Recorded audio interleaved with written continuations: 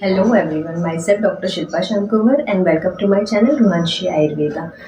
Winter आते ही बालों का झड़ना, बालों में बहुत ज़्यादा डैंड्रफ होना ये एक आम समस्या होती है। तो आज के हम इस वीडियो में बात करेंगे कि किस तरह से आप कुछ होम रेमेडीज से आप बालों का झड़ना, डैंड्रफ और बहुत ज़्यादा अगर आपके बालों में फ्रीजी और बहुत ब्रिटल हो रहे हैं तो आप किस तरह से इससे निजात पा सकते हैं। So let get started the video and watch till the end of the video. So in winters में क्या होता है, एक्सेसिव हेयर फॉल शुरू हो जाता है।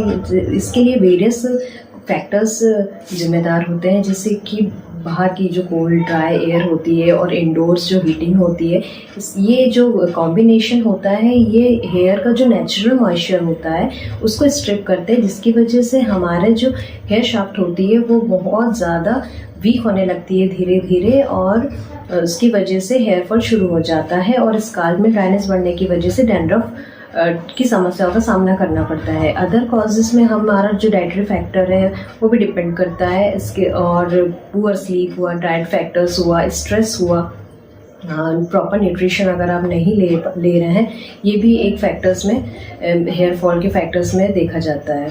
पहले हेयर का स्ट्रक्चर देखना आपको ज़रूर पता होना चाहिए कि हमारे जो हेयर्स होती है, जो ये शाफ्ट होते हैं, जो हेयर हमारे होते हैं, ये 3 लेयर से बनी होती है। इसकी 3 लेयर्स होती है, मेड्यूला, कॉर्टेक्स और cuticle.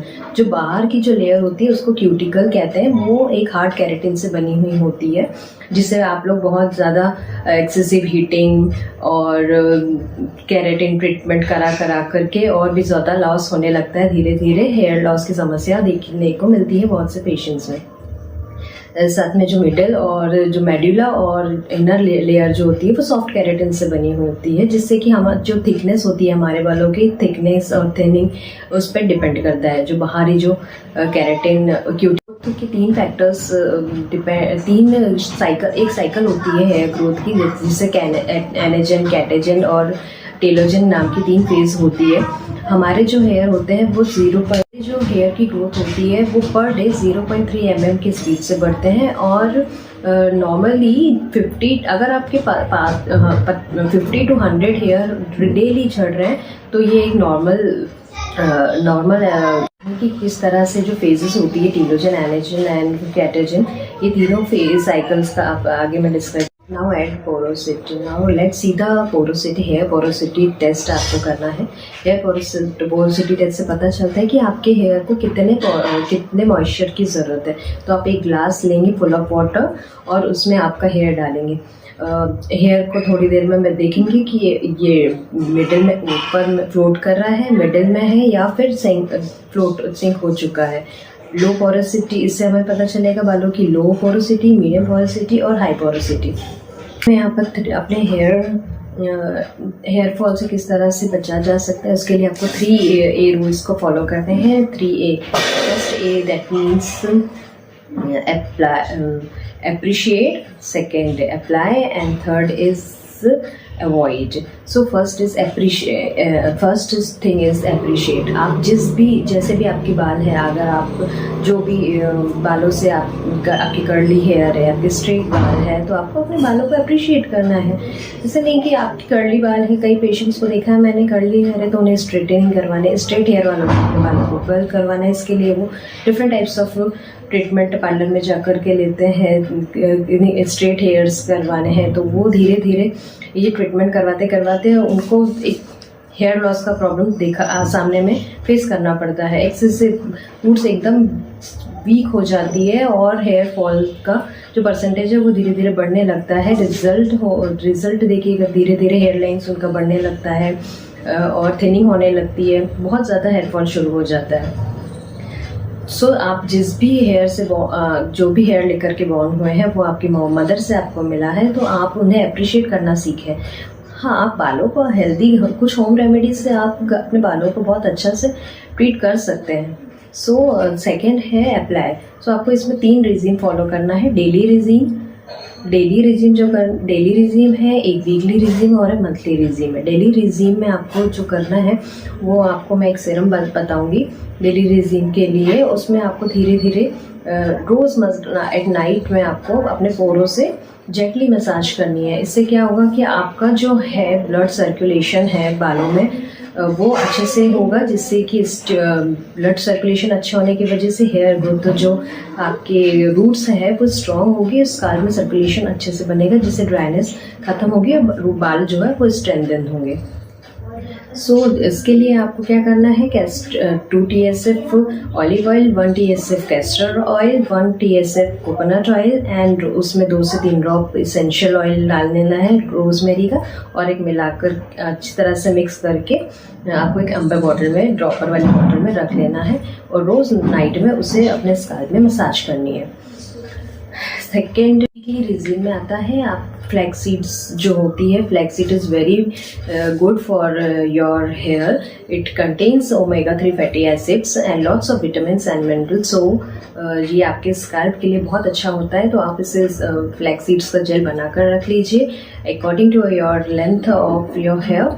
Take 2 or 3 TSF of flax seeds और उसे 1 गिलास पानी में आपको बॉईल करना है। जब अच्छी तरह से बॉईल हो जाए तो उसे तुरंत ही स्ट्रेन करके आपको ठंडा होने दीजिए और उसे एयर टाइट कंटेनर में स्टोर करके रख लीजिए। और इसे आप वीकली, आपको जब भी आप हेयर वॉश करना है, आपको वीकली 2 टाइम्स आपको हेयर वॉश करने हैं। और जेल को half an hour before washing your hand, shampoo करने से पहले आपको आधा घंटे के लिए लगा के रखना है। नेक्स्ट स्टेप है आपके लिए फ्लैक्स सीड्स अगर अवेलेबल नहीं है आपके पास में तो घर का एलोवेरा जेल हो वो भी आप अप्लाई कर सकते हैं। उसमें एक कैप्सूल विटामिन ई का डाल करके उसे अच्छी तरह से मिक्स करके आप बालों में लगाएं। और तीसरी होम रेमेडी है rice hair mask. Rice boil rice लीजिए, 1 कप आपके लेंथ के हिसाब से लीजिए। अगर आपके बाल बहुत ज़्यादा लंबे हैं तो आप थोड़ा सा ज़्यादा लीजिए, और छोटे हैं तो 1 कप बॉइल्ड राइस लीजिए। उसमें एक कप आपको 1 चम्मच आपको दही मिलाना है। उसके बाद में 1 चम्मच फ्लैक्सीड जेल, 1 चम्मच एलोवेरा जेल, 1 TSF नारियल का तेल मिलाना है और इसे अच्छी तरह से मिक्स करके बालों से रूट से लेकर के हेड आपकी जो शाफ्ट है पूरे शाफ्ट में लगाना है। और आधे घंटे के लिए आपको रैप करके रख लेना है बालों को। और then wash with mild shampoo भी आपको माइल्ड ही यूज़ करना है। ये एक बहुत अच्छा कंडीशनर होता है। ये आप वीक में 2 से 3 बार में, जब भी आप वॉश करें हेयर, वीक में 2 बार यूज़ करिए होम रेमेडी। और मंथली जो आपको करना है, इंडिगो पाउडर और हिना का पेस्ट अप्लाई कर सकते हैं आप बालों में। अगर आपको प्रीमेच्योर ग्रेइंग हो रही है, बहुत ज़्यादा डैंड्रफ हो रहा है और आपका बहुत ज़्यादा हेयर फॉल हो रहा है, तो इन सब चीज़ों में ये हेल्प करेगा। करते हम अवॉइड, क्या क्या आपको नहीं खाना है। आपको बहुत ज़्यादा जंक फूड, स्पाइसी फूड नहीं खाना है, और जो आपको बहुत ज़्यादा खट्टा, तीखा, मिर्च, मसाला ये सब अवॉइड। साथ में आप जो खाना है वो आपको मॉर्निंग एम्प्टी स्टमक आपको रोज़ आंवला और एलोवेरा जूस लेना है, या आंवला का आप कुछ भी का सब्स्टिट्यूट ले सकते हैं।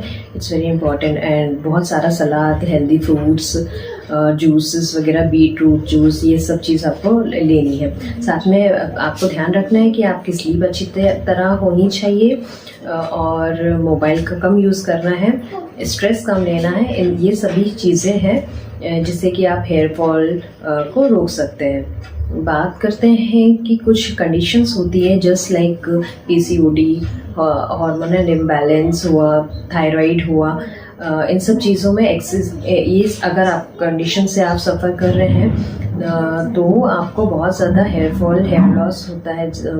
कुछ पेशेंट्स में एलोपेशिया एरियाटा मतलब गुच्छे में बाल निकलते हैं, पैचेस बन जाते हैं हेयर में। तो इन कंडीशंस में आप किसी भी तरह की होम रेमेडीज़ ना करें। बेटर है कि आप अपने वाले डॉक्टर को दिखाएं, उनसे एडवाइस लें और जो सजेस्ट करें वो ट्रीटमेंट वो आप फॉलो करें। Thank you for the watching.